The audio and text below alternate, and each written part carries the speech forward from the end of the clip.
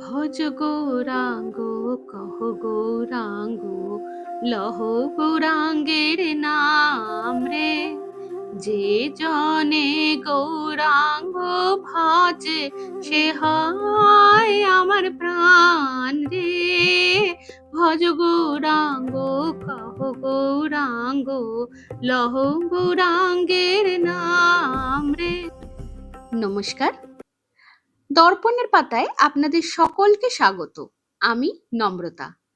ফাল্গুনী পূর্ণিমার তিথিটি প্রত্যেক বাঙালির কাছে এক পবিত্র মুহূর্ত, কারণ এই তিথিতেই নদিয়ার নবদ্বীপে আবির্ভূত হয়েছিলেন প্রেমের ঠাকুর শ্রী চৈতন্য মহাপ্রভু, যিনি কেবল ভক্তি শেখাননি, শিখিয়েছিলেন মানুষের প্রতি মানুষের নিঃস্বার্থ ভালোবাসা।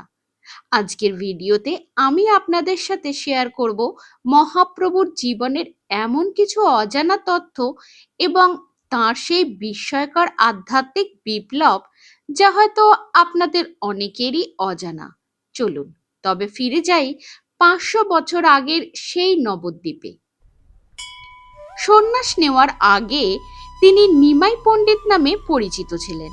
বলা হয় তিনি এতই মেধাবী ছিলেন যে মাত্র 16 বছর বয়সে নিজের একটি টোল মানে স্কুল খুলেছিলেন এবং তৎকালীন সময়ে দিগ্বিজয়ী পণ্ডিত কেশব কাশ্মীরিকে তর্কে পরাজিতও করেছিলেন।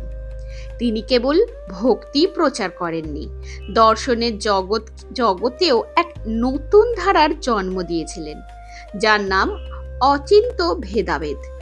এটি ঈশ্বর এবং জীবের মধ্যকার সম্পর্ককে একাধারে অভিন্ন এবং ভিন্ন হিসেবে ব্যাখ্যা করে। প্রচলিত আছে যে যখন তিনি ঝাড়খণ্ডের বনের মধ্যে দিয়ে পুরী যাচ্ছিলেন, তখন তার হরিনাম সংকীর্তন শুনে বাঘ, হরিণ এবং অন্যান্য বন্য প্রাণীরাও হিংসা ভুলে একসঙ্গে নাচতে শুরু করেছিল।